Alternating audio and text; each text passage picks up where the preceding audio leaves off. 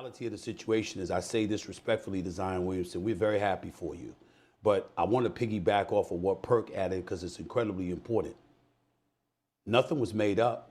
The information that emanated about Zion Williamson, yeah, it came from inside the organization.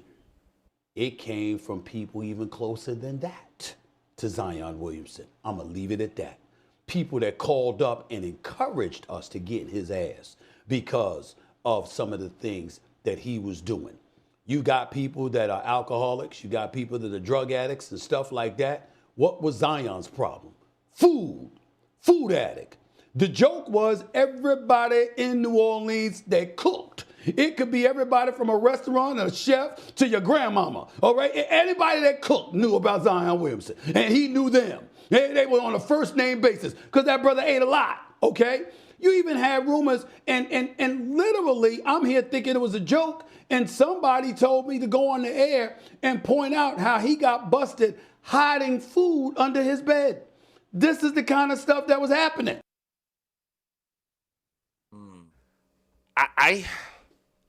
Stephen A's delivery is over the top. His little Jasmine Crockett ghetto shtick is over the top. But I'm not sure if he's completely out of bounds. The Pelicans, I think this is over Twitter. They put out a response. Let's play SOT 6.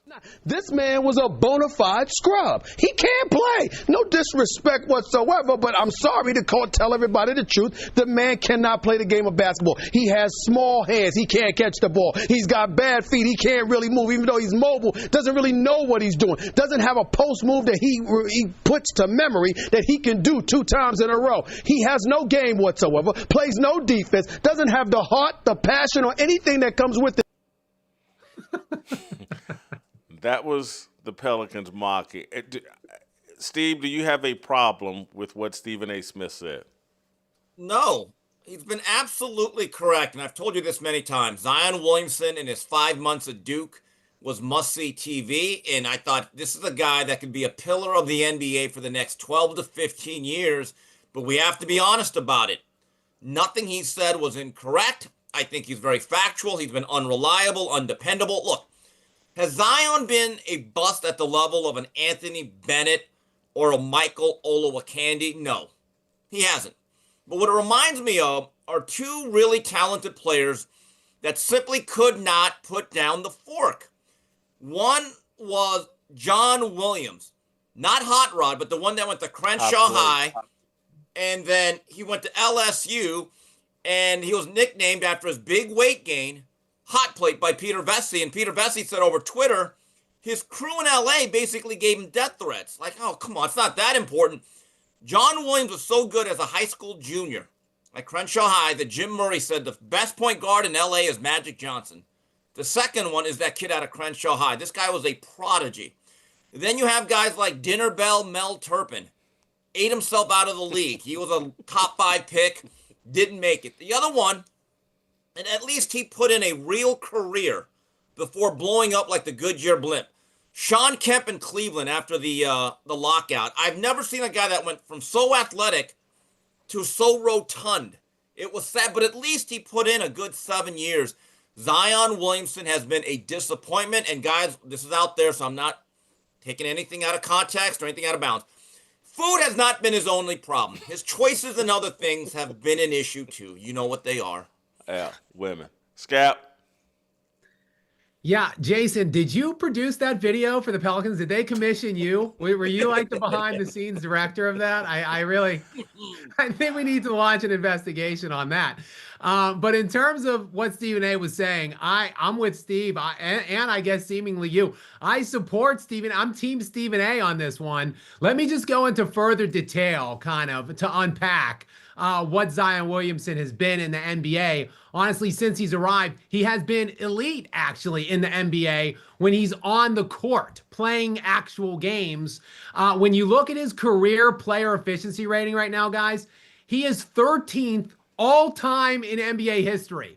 The players just below him, I'll work up from descending order, are Shai Gilgeous-Alexander, Kareem Abdul-Jabbar, Kevin Durant, and Charles Barkley. Those are the players just below Zion Williamson in career PER right now. And honestly, I just mentioned the guy in Charles Barkley who had his own infamous struggles with controlling his weight during his playing career. He once was eating Big Macs while riding a stationary bike during practice. But Chuck never really was hampered by injury as much as Zion. Honestly, Chuck never blew up to the degree that Zion Williamson did. This guy has no control, no willpower at all. I talked about what he did on the court. The problem is he seldomly is on the court. He's been in the NBA for 7 years, and in 4 of those 7 years, he has appeared in 30 or less games. There are 82 games in an NBA season. So, like, availability is the best ability. And this guy has stolen like 300 mil. He has nearly 300 mil in net earnings right now. And he's not even 30. He should be showing up to collect his bi-weekly paychecks with a ski mask because he has stolen that money and he keeps eating himself out of games year in and year out. No, I'm with Stephen. I don't know if Stephen A was harsh enough on Zion Williamson. Yeah, I got to side with Stephen A. Smith here. And there are people like, hey, man, he's mocking or pretending like there's some sort of addiction to food. Let me testify. You can be addicted to food. Stephen A's not wrong there. Again, you may not like his tone. You may not like the way he ghettos up his delivery as it relates to that. But I don't think he's went anywhere out of bounds. And the Pelicans, although I love them stealing our work and, trolling Stephen A. Smith, I think they've overreacted. The hit dog has barked here and let us know that he's dead on about Zion Williamson.